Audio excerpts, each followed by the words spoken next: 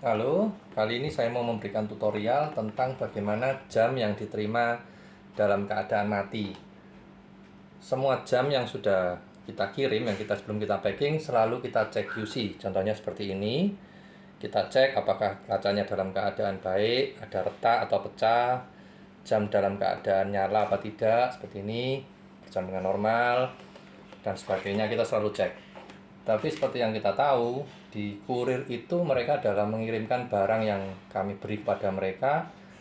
Setelah barang kita beri pada mereka, kita tidak bisa pantau lagi terus karena sudah menjadi tanggung jawabnya kurir. Dan sering kali kejadian di dalam kurir-kurir itu mereka dalam bagian pick up ke bagian sortir internal mereka itu barangnya itu mungkin mereka untuk kejar target itu akan dilempar-lempar, untuk ngoper ke satu kurir dengan kurir lain akan dilempar. Jadi ada kemungkinan luput dan jatuh. Atau bisa juga mungkin tidak dari satu kurir ke kurir lain, tapi mereka untuk membagi ini kota A, kota B, kota C dilempar-lempar. Jadi waktu dilempar barang ini jatuh, walaupun ada bubble yang kita sudah berikan 4 lapis tebal, itu bagian jarumnya posisinya akan berubah karena kebanting-banting. Itu masih dari satu kurir bagian pick up ke sortir, nanti masih ada lagi yang lain-lainnya. Sampai di kota tujuan, seperti kita tahu melibatkan ya kira-kira lah 7 sampai 10 orang kurir. Jadi susah untuk kita bisa pantau satu persatu karena mereka juga bagian yang terpisah dari toko. Nah, kali ini saya akan memberitahukan ada 3 solusi yang bisa dilakukan kalau jam yang diterima kelihatan mati atau jarumnya kendor. Itu seperti apa? Yang pertama tentunya tes paling gampang, coba ganti baterai lain, baterai baru. Terkadang mungkin baterainya kita merasa masih baru tapi sudah jarang dipakai, kita lupa. Bisa jadi itu juga powernya sudah jelek. Jadi solusi pertama, coba ganti baterai baru lainnya. Baterai yang kita rekomen adalah baterai biasa.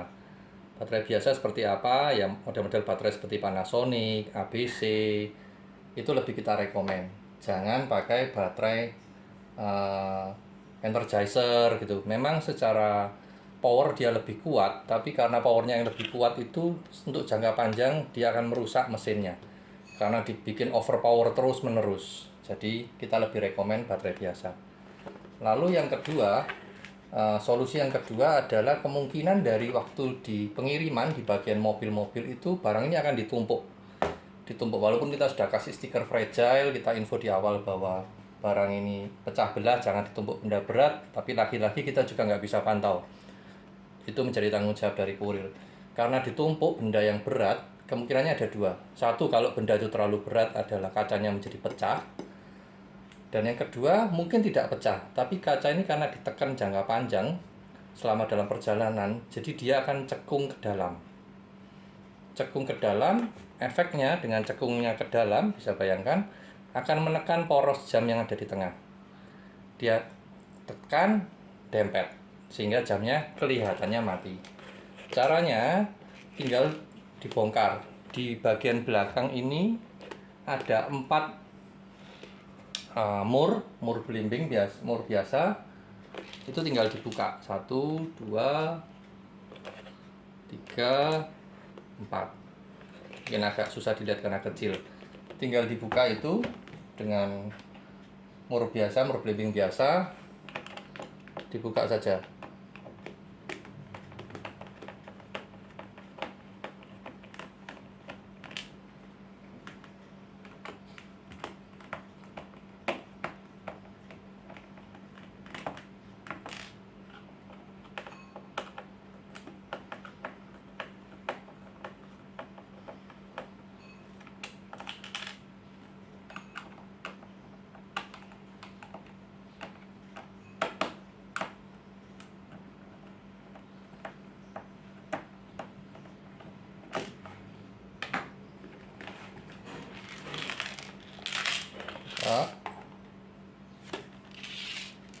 Kumpulkan murnya di tempat supaya nggak tercecer, lalu tinggal diangkat.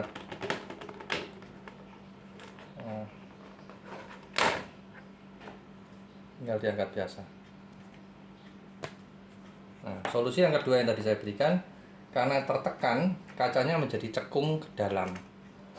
Ini kacanya. Jadi solusi kedua, Dan yang bisa dicoba, kacanya dibalik. Kacanya dibalik. Ini kan posisi luar tadi yang kita lihat.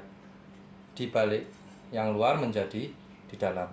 Tujuannya sehingga tadi kan sudah cekung ke dalam, kita tidak bisa ngapa-ngapain, dia menjadi cembung keluar dengan dibalik itu. Dibalik saja. Balik, lalu dicoba mesinnya ini dipasang dengan baterai yang tadi yang sudah baru baterainya. Coba dipasang, biasanya sudah bisa nyala. Bentar.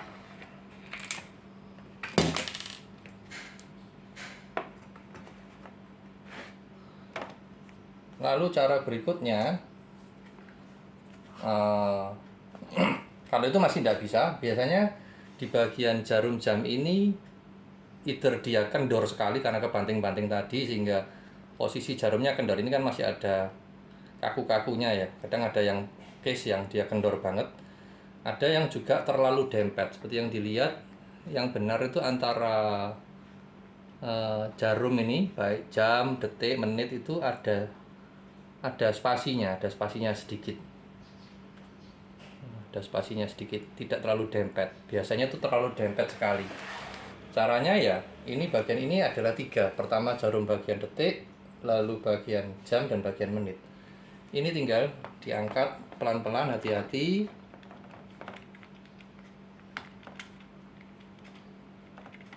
Nah, kayak gini, tinggal dilepas.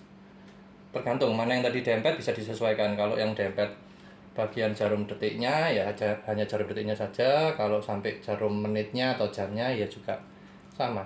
Oke, di bagian tengah-tengah ini ada bagian lubangnya untuk memasukkan. Jadi disesuaikan saja.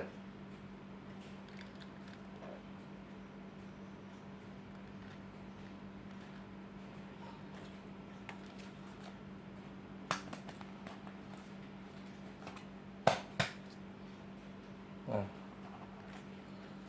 sudah seperti itu saja. Waktu menekan, jadi waktu diangkat, kalau terlalu dempet diangkat, atau mungkin kalau kendor tadi diangkat atau dikembalikan. Menekannya powernya bisa dikatakan sedikit saja, memang pakai feeling sedikit saja, jangan terlalu tekan karena kalau terlalu tekan nanti dempet lagi. Kalau kurang ditekan ya nanti dia kayak nggak ngambang, masih kurang bisa jalan dengan mesinnya tadi yang di belakang sini. Jadi seperti itu saja tutorialnya. Setelah ini ya dikembalikan seperti biasa, dipaskan, ada lubang-lubangnya. Nah, ini ada lubang-lubangnya tadi dengan mur tadi, posisi tadi dipaskan, dimasukkan lagi. Sudah seperti itu saja. Biasanya dengan 3 solusi itu sudah bisa nyala lagi. Sekian.